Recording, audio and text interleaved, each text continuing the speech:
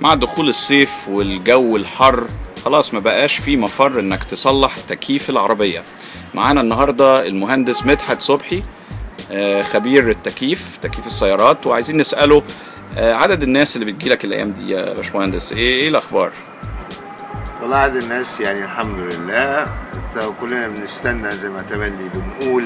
انا عارف ان سنتي بتوجعني بس مش هروح للدكتور الا لما ببقى نمشي، فكله عارف ان تكييفه عطلان، بس كله طبعا بيجي في الصيف اما بيفتكر يشغله. وايه رأي الناس في الجهاز الجديد اللي انت وريتهولي؟ والله الجهاز طبعا التكنولوجيا الحديثة بتساعد في العمل. الجهاز بيقوم بعمل 3-4 صنايعية، بنحطه السوفت وير بتاع العربية موجود فيه، بنعرف الجهاز على العربية وبيقوم بالكشف والشحن والتنظيف وبيكشف بالصبغة، فبيأدي خدمة للعميل كويسة بنفس السعر بدون أي إضافة. أشكرك جدا، وإن شاء الله كلنا نتبسط الصيف ده بتكييفات شغالة تمام. عطلوا التكييفات وتعالوا بس.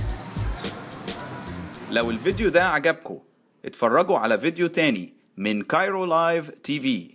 عندنا كل حاجة، أخبار، صحافة المواطن وقصص إنسانية، كوميدي، وحتى فيديوهات بالإنجليزي. وما تنسوش تعملوا لايك وشير وسبسكرايب.